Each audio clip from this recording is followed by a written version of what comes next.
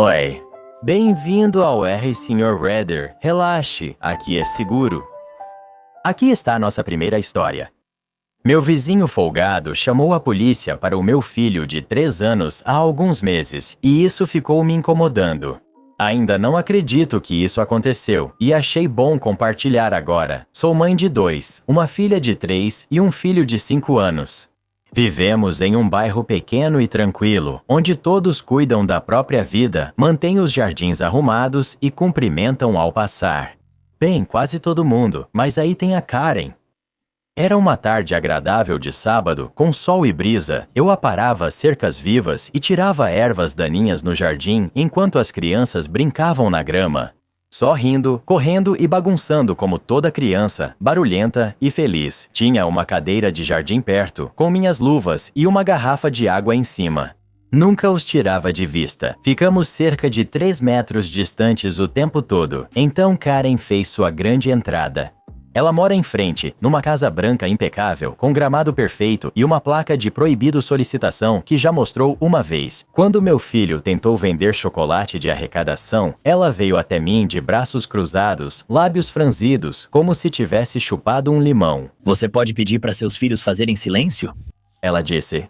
Alguns de nós realmente gostam de paz e silêncio. Eu realmente fui educado. Falei para ela que eles só brincavam de pega-pega e que eu estava vigiando. Ela bufou, resmungou e voltou para casa. Achei que tinha terminado ali. Alerta de spoiler, não tinha acabado. Uns 20 minutos depois, ela retorna, agora visivelmente irritada. Isso é ridículo. Ela disparou. Eles gritam sem parar. Estou com dor de cabeça. Não podem brincar dentro de casa? Falei calmamente que eles eram apenas crianças normais e estávamos aproveitando o clima. Ela não gostou da resposta. Se acha isso aceitável, não sabe criá-los. Ela disse. Isso me irritou, mas mantive a calma e disse que estava supervisionando, que não incomodavam ninguém e tinham direito de brincar no quintal. Ela me olhou mal e falou. Tudo bem, não diga que eu não avisei.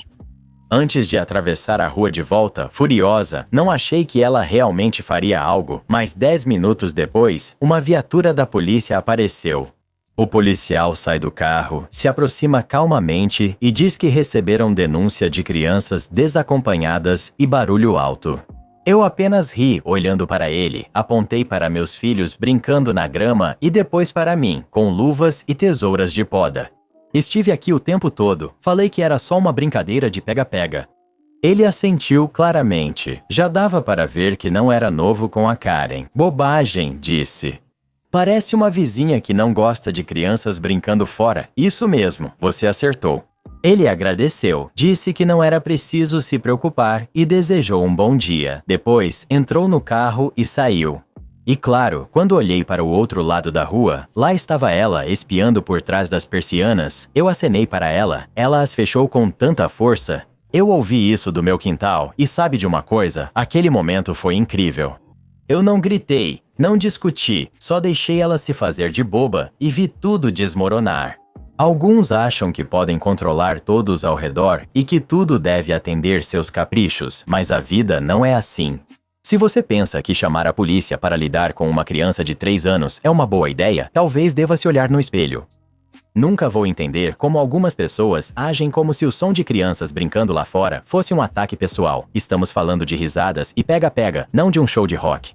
Se a felicidade das crianças durante o dia te incomoda tanto, talvez o problema não seja o bairro. Você já reparou como algumas pessoas tratam crianças brincando lá fora como se fosse um ataque pessoal ao tratado de paz delas com o universo? Talvez essas pessoas sejam alérgicas à diversão. Sugiro uma dose forte de cuidar da própria vida, 2 vezes ao dia com água. Sou babaca por desistir do feriado pago pelo meu pai após ele me envergonhar no voo?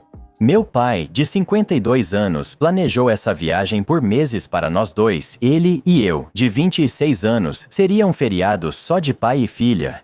Ele pagou minha passagem, o hotel e ainda enviou dinheiro para eu gastar antes da viagem, que tentei recusar. Mas ele insistiu que era sobre criar laços e aproveitar juntos. Voei para o país dele para passar um dia com ele e meu avô antes das 2 semanas de férias. Meu avô tem 85 anos, é duro como pedra, mas não está com a melhor saúde, então fiquei feliz em vê-lo. Foi bom, mas ao arrumar as malas para a viagem, tudo já estava tenso. Meu pai implicava com tudo que eu fazia, como dobrava as camisas, arrumava a mala e trocava a roupa de cama dele. Ele tirou o edredom da minha mão e disse: "Você está fazendo errado, me fazendo sentir pequeno." Falei delicadamente sobre isso à noite, mas ele me ignorou e disse que eu era sensível demais. No dia seguinte, fomos ao aeroporto. Ele estava nervoso por causa do voo e era um voo de 4 horas, então ele tomou alguns drinks antes de embarcarmos. Quando digo alguns, quero dizer várias rodadas. Ele me pediu para pedir algumas bebidas para ele no meu cartão, quase 60 euros, e eu vi ele tirar dinheiro para comprar mais. Eu fiquei só na Diet Coke. No avião, ele ficou com o assento da janela, eu sentei no meio e um homem que eu não conhecia sentou no corredor. Na frente dele estavam esposa e filhos, e diante de nós, outra família com uma garotinha de cerca de 3 anos. Antes do avião decolar, meu pai falou sobre física do voo, possíveis falhas, sustentação, arrasto e gravações da caixa preta. Acho que esse é o interesse dele. O homem ao lado avisou: "Você vai assustar sua filha", mas meu pai apenas riu e seguiu falando durante a demonstração de segurança, sem parar. Eu queria assistir porque gosto de observar aviões, mas ele me distraía mostrando coisas no assento ou comentando fatos aleatórios do modelo. Logo após decolar, ele se gabou dizendo que o ChatGPT afirma que ele é muito inteligente e que poucos conseguem acompanhá-lo. Sempre que eu tentava responder, ele me interrompia ou contradizia, então desisti e coloquei meus fones de ouvido. Mas toda vez que eu começava a ler, ele batia no meu braço ou apontava para alguma coisa e eu tinha que tirar os fones de novo. Ele ficava batendo no assento da frente enquanto falava, o que fazia a fileira inteira tremer. A mãe à frente pediu educadamente para ele parar, pois sua filha tentava dormir. Ele pediu desculpas, mas logo voltou a fazer. Ela pediu novamente, ainda educada, e ele assentiu como se entendesse, mas repetiu enquanto procurava os fones caídos. O pai da frente levantou-se e disse: "Já pedimos 3 vezes, ela está acordada, pode ser mais atencioso?" Ele não foi grosseiro, só firme, e então meu pai perdeu o controle. Ele gritou para todo o setor do avião: "Vai se ferrar!" E começou a reclamar, dizendo que só estava tentando se levantar e que todo mundo era sensível demais. Ele xingou muito, alto e irritado. O outro cara apenas ficou parado e perguntou calmamente. Terminou, antes de se sentar. Aí meu pai virou a raiva para mim. Ele se inclinou e perguntou: "Você concorda comigo ou com eles?" Falei: "Acho que você foi duro, o mais gentil possível." Fiquei envergonhado, com o rosto quente e todos olhando. Ele logo disse: "Como ousa ficar do lado deles e não do meu?" Eu disse que tinha direito à minha opinião. Ele respondeu: "Tudo bem, podemos tirar férias separados." Virei-me para longe dele e tentei bloqueá-lo com o braço, o que o irritou ainda mais. "Agora você está me bloqueando?" ele disse. Eu disse: "Sim, porque não queria mentir." Ele começou a resmungar e não parou de reclamar por um tempo, mas eventualmente ficou quieto e me ignorou. Meu pai deixou os fones caírem de novo e não achou, então foi falar com a comissária. Enquanto ele estava fora, alguém perguntou baixinho se eu estava bem. Tentei me segurar, mas minhas emoções estavam à flor da pele e acabei caindo no choro. Eu me sentia quase culpado por estar chorando. Afinal, ele tinha sido pior com a família à nossa frente, não comigo, mas o estresse do voo inteiro tinha me alcançado. O homem sentado ao meu lado me disse gentilmente para não deixar meu pai me intimidar e até mencionou em qual hotel a família dele estava hospedada, dizendo que eu poderia procurá-los se precisasse de ajuda. Quando meu pai voltou, nada melhorou. Ele continuou ocupando tanto meu espaço que fiquei colado no estranho ao lado. Pedi para ele se afastar. Ele se irritou, mas se controlou antes de levantar a voz. Quando o avião desceu, tremia, sentia o peito apertado, as mãos trêmulas e as lágrimas voltando aos olhos. O homem ao meu lado percebeu e perguntou baixinho se eu estava bem. Ele me acalmou, perguntou sobre meu livro e me manteve distraído com uma conversa leve até finalmente aterrissarmos. Assim que desembarquei, decidi e reservei uma passagem de volta no mesmo dia. Avisei meu pai que iria embora. Ele não gostou, mas permaneci calmo e evitei discussão. Enquanto aguardava o voo, ele me mandou mensagem dizendo que foi roubado. Carteira, fones e tabaco sumiram. Ele disse que a família à frente puxava seu casaco e roubava. Sinceramente, não acredito nele. O que ele contou não fazia sentido. Disse que sentia pelo roubo, mas ele foi cruel comigo sem motivo. Ele fez outro discurso dizendo que eu estava com eles. Fui embora e não o vi mais até agora. Me sinto culpado. Ele trabalhou para pagar a viagem e estava animado para ficarmos juntos. Se foi roubado, é horrível, mas eu também sentia que precisava me afastar. Sou ou não o babaca? Seu pai é cruel e narcisista? Diminua o contato com ele. Ele não é uma boa pessoa. Se ele não fosse seu pai, você não aguentaria o tratamento dele nem por 5 minutos. Seu pai perdeu a carteira bêbado. Só viaje com ele após buscar ajuda. Você fez bem em reservar o voo de volta. Essa viagem não seria relaxante nem divertida. Ele te envergonhou, ignorou seus limites e te deixou insegura. Você não deve nada a ele. Algumas pessoas se transformam em criaturas totalmente diferentes dentro de aviões. Exato. O pai do original pôster fez de um voo de 4 horas um verdadeiro drama ao vivo. Mas o drama muda quando são seus pais que começam no avião. Certo. Original Poster só queria um voo tranquilo, mas o pai fez várias palestras sozinho. Mas o destaque foi o estranho sentado ao lado dela. Parabéns para ambos. Reservar o voo de volta foi a decisão mais inteligente dela. Prefiro ficar sozinha em casa do que ser árbitra o resto da viagem. Mulher tenta furar a fila, mas é mandada para o final da fila verdadeira.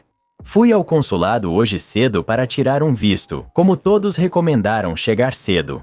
A fila lá é notoriamente lenta e você não pode passar na frente a menos que esteja lá para um tipo muito específico de emergência. Coloquei o despertador para tocar cedo e cheguei 1 hora antes de abrir, mas ainda assim não fui o primeiro. Havia cerca de 10 pessoas na minha frente, todas com pastas ou envelopes de documentos, preparadas para uma longa e entediante espera. Meia hora antes de abrir, a fila já dobrava o quarteirão. As pessoas em silêncio mexiam no celular ou tomavam café. Essa mulher apareceu bem vestida, de óculos escuros e com ar de quem não espera em filas. Parou e observou a longa fila. Em vez de ir para o final, como todos, ela foi até a primeira pessoa e ficou ao lado, não atrás. Como se ela guardasse o lugar a manhã toda. O homem à frente olhou para ela, voltou ao celular e ninguém falou nada, pois ela só estava parada ali. 10 minutos depois, outra pessoa apareceu e perguntou se ela estava ali para retiradas, como quem vai buscar um visto ou passaporte pronto. Ela concordou e o recém-chegado entrou atrás dela na fila. Outras pessoas logo fizeram a mesma pergunta e formaram uma segunda fila ao nosso lado. Algumas pessoas lá do fundo da nossa fila ouviram, acharam que era legítimo e realmente saíram dos seus lugares para ficar atrás dela também. Nesse momento, nós que estávamos na fila principal começamos a trocar olhares de canto, tipo, a gente tá mesmo vendo isso acontecer? Ninguém queria ser o primeiro a confrontá-la. A tensão só aumentava. Metade estava calada e irritada, enquanto o resto cochichava, achando que podia estar na fila errada. Finalmente deu 9h30 e o segurança apareceu. Ele viu as 2 filas, parou e disse alto, apenas uma fila, apontando para a original. A reação no rosto de todos era impagável. O segurança foi à segunda fila e mandou as pessoas voltarem ao fim da fila original. Quem entrou sem querer na fila falsa se apavorou e correu para tentar voltar ao lugar original, mas já tinha perdido. Chegou o momento aguardado por todos, a mulher folgada que iniciou a confusão. Ela argumentou que chegou cedo e formou uma fila para ser mais eficiente, mas o segurança ignorou. Ele mostrou o fim da longa fila, já com mais de 100 pessoas, e disse que ela deveria entrar ali ou voltar outro dia. Ela ficou alguns segundos parada, sem acreditar no que via, e então foi irritada para o fim da fila. Não vou mentir. Vê-la sendo enviada para o fim da fila foi muito satisfatório. Se tivesse entrado normalmente, estaria por volta da 30ª posição. Ela ficou em torno da 100ª posição, enquanto todos na fila pareciam um pouco mais felizes ao avançar. Eu realmente fiquei um pouco com pena das pessoas que acreditaram de verdade que a fila dela era oficial e perderam completamente o lugar. Para a mulher que criou suas próprias regras, foi o karma instantâneo perfeito. Faz sentido se houver uma fila separada para a retirada, talvez ela já tenha visto a placa exposta e tentou copiar o sistema sozinha. Ainda é meio louco decidir isso, mas você pode simplesmente começar uma fila com cara de oficial por conta própria. Sorte que o segurança explicou, pois todos iam se confundir e se frustrar à toa. Imagina só decidir que você é bom demais para a fila em que todo mundo está esperando há 1 hora e ainda convencer outras pessoas a irem com você. Mas o jeito que o segurança cortou aquilo, hein? Sem discussão, sem vai e vem, só a verdade, aposto mesmo. Ela ficou o dia todo lembrando da caminhada até o fim da fila e ainda assim contou para alguém depois que era a vítima. Ele fez o quê? Uns anos atrás, eu parei no mercado voltando para casa para pegar uns pedaços de batata para minha esposa. Era uma noite com certa espera no balcão de frios, com umas 4 ou 5 pessoas antes de mim. Fui para o fim da fila e peguei o celular para passar o tempo. Foi então que ela entrou. Essa mulher, que vamos chamar de Karen, chegou direto com uma garota mais nova que parecia ser filha ou neta dela. Karen nem olhou para a fila. Ela foi direto para o balcão e ficou perto da frente, como se esperasse ser atendida em seguida. No meu país, idosos ganham benefícios como cinema grátis em alguns dias e descontos em restaurantes. Mesmo com filas prioritárias disponíveis, a maioria espera como todos se não houver uma específica, mas não essa Karen. O atendente da Delicatessen, muito paciente, disse que ela deveria esperar. Karen lançou um olhar fulminante, mas recuou. Meio que não foi até o final da fila, só ficou de lado, como um gato se preparando para atacar. Quando um cliente saía, Karen tentava se enfiar, mas o atendente sempre a lembrava calmamente para esperar. Ela ficava mais irritada até restarem 2 pessoas na minha frente. Ouvi ela resmungar para a atendente, dizendo que era ridículo e que só queria batatas, pois era idosa. Nesse momento, soube o que faria. Quando o homem à minha frente foi atendido, Karen tentou furar a fila de novo. Disse a ela que o fim da fila era atrás de mim. O atendente e eu esperamos até ela sair do caminho, voltando atrás de mim batendo o pé. Agora é aqui que as coisas ficam divertidas. Olhei para a bandeja e percebi que quase não restavam pedaços. Com certeza, não era suficiente para nós dois. Pedi ao funcionário da Delicatessen mais do que havia ali, então ele disse que precisariam preparar uma nova leva. Ele disse que levaria alguns minutos, o que estava tranquilo. Eu sentia que Karen ainda me encarava, como se achasse que era culpa minha. Quando os novos pedaços ficaram prontos, Karen avançou, mas lembrei que era minha vez. Ela cruzou os braços e me encarou, mas não saiu do lugar. O funcionário perguntou quantos pedaços eu queria. Vou levar todos. Ele todos. Eu todos. Ele deu um leve sorriso. Ele colocou tudo no recipiente, pesou, me entregou. Paguei e me afastei devagar para ouvir o que viria a seguir. Como esperado, ouvi Karen gritar atrás de mim. Ele fez o quê? Alto o bastante para atrair olhares na loja. Não olhei para trás. Não vou mentir, foi tentador olhar nos olhos dela e comer um ali mesmo. Mas essa ideia só surgiu quando contei a história para minha esposa em casa. Os melhores $14 que já gastei na vida. Como alguém que já trabalhou em uma Delicatessen, já passei por situações parecidas. Posso dizer com confiança que você fez o dia daquele funcionário da Delicatessen. Assim, tenho certeza que ele ainda conta para outros sobre a cliente sem consideração que teve o que merecia. Tenho uma para você. Domingo de Super Bowl. Esqueci de comprar frios e queijo para o jogo. Sabia que a fila ia estar longa, mas tradição é tradição. Eu estava certo. A fila era longa. Peguei minha senha e logo vi que o senhor metido estava impaciente. Ele tinha senha, havia 5 na frente, mas cansado de esperar, começou a gritar com os funcionários para se apressarem. Ele passou dos limites, insultando-os. Falei com calma. Senhor, hoje é domingo de Super Bowl. Se quisesse atendimento rápido, deveria ter vindo ontem, quando a fila era menor. Eles só fazem o trabalho deles, não precisam de assédio. Mantenha a calma ou haverá problema.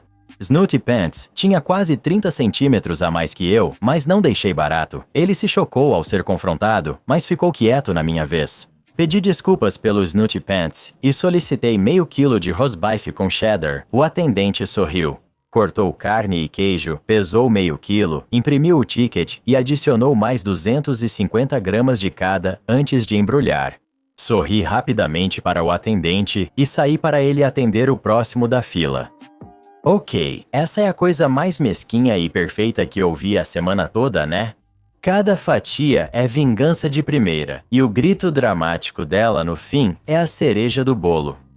Eu sou o babaca por me recusar a comer toda a comida da minha esposa, então eu, 37 anos homem, e minha esposa, que tem 35, estamos nos acalmando depois de uma discussão agora. Foi só porque pedi diretamente para ela fazer menos comida, senão continuarei não comendo. O contexto é simples e não ameaça nosso casamento. Estou envelhecendo no basquete e meus joelhos já falham. Pesei cerca de 89 quilos com 1,75 metros. Após o isolamento, percebi que precisava mudar e recuperar meu peso de antes da pandemia, cerca de 74 quilos.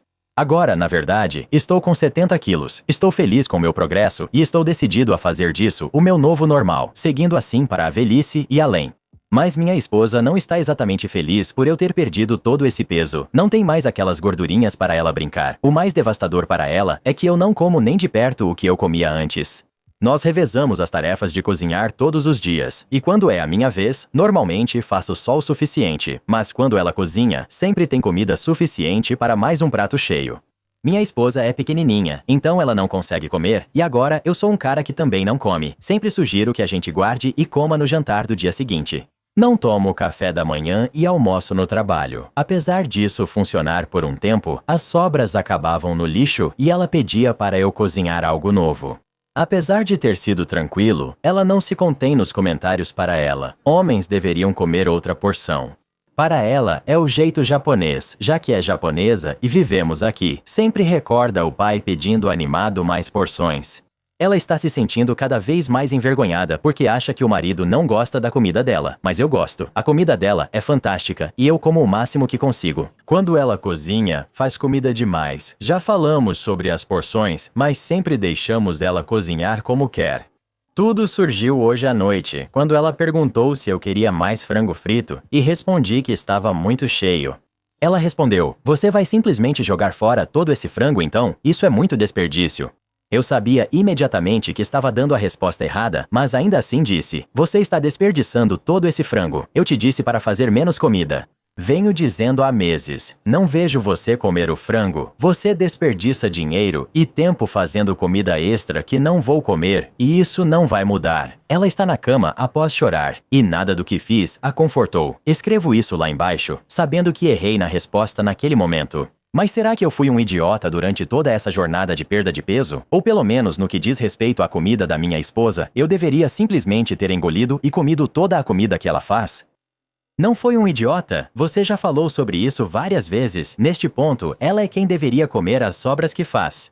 Talvez ela esteja sabotando sua perda de peso sem perceber, mas você não é o idiota. Isso é algo asiático. Comida representa amor.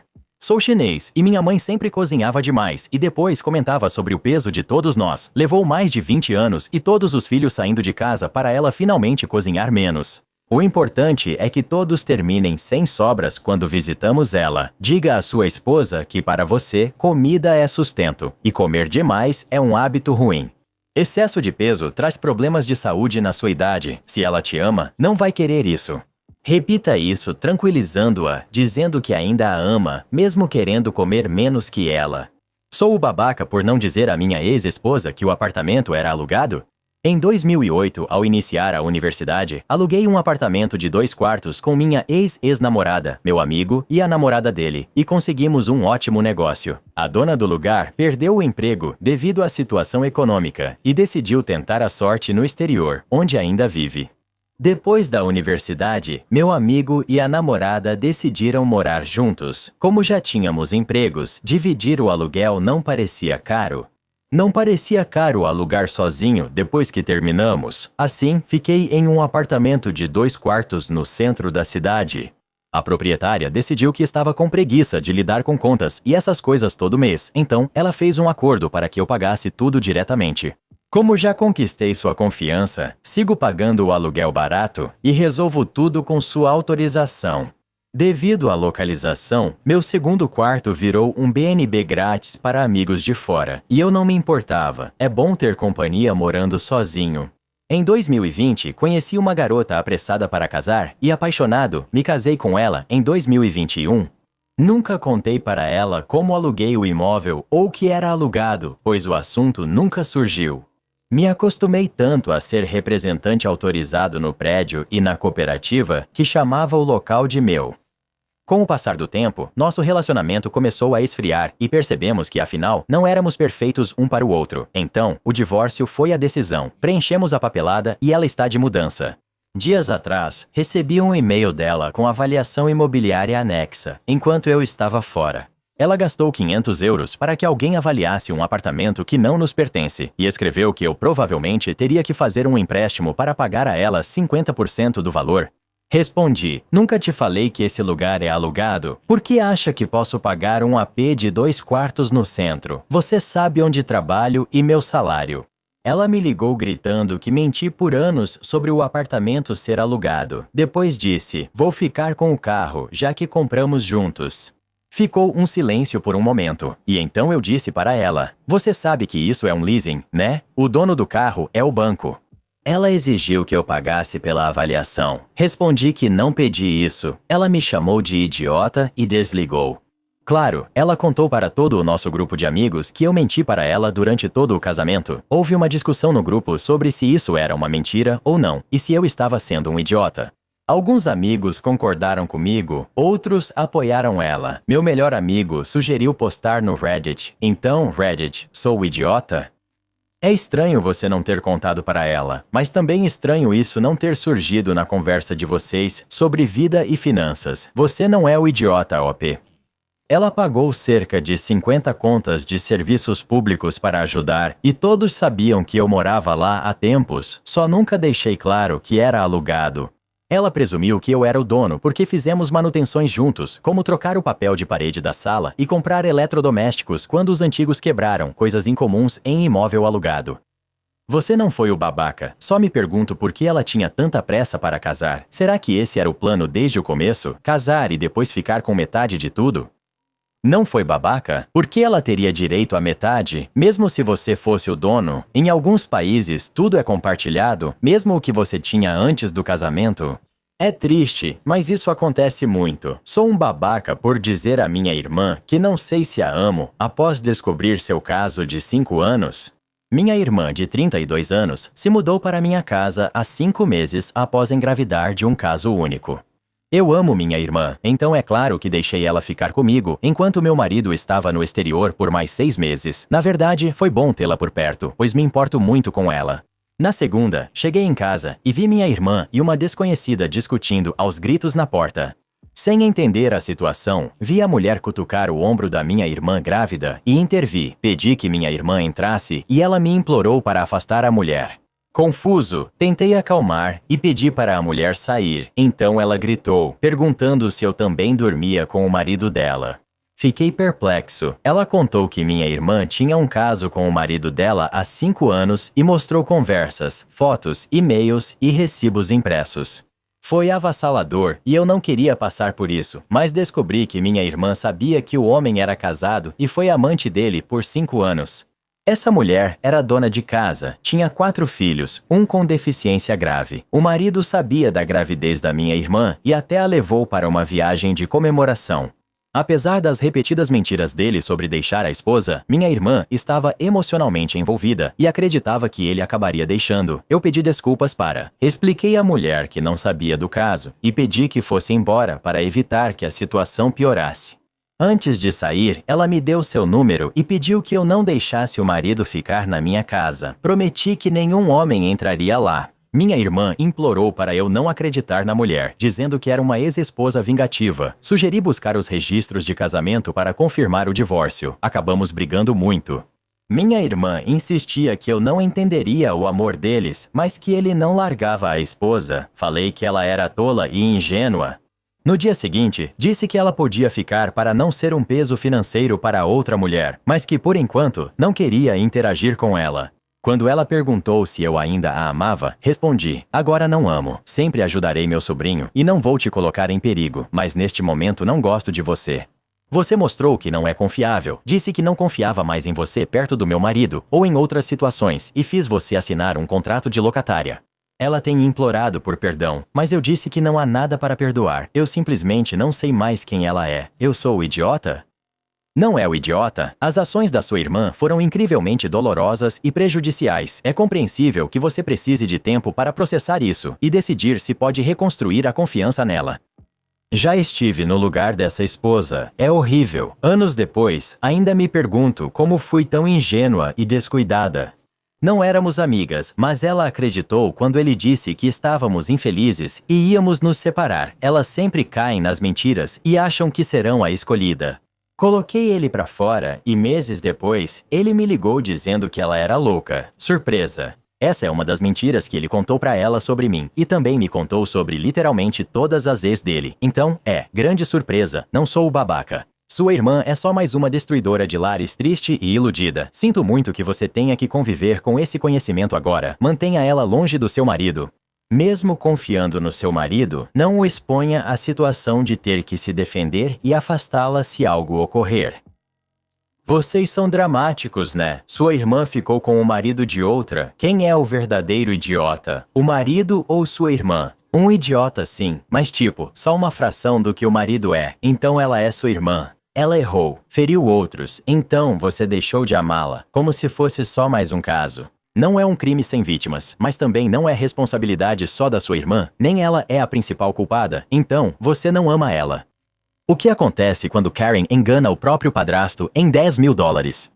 Ela é pega. Isso acontece no próximo vídeo, que já apareceu na tela. Toque ou clique para assistir. Karen e eu esperamos por você.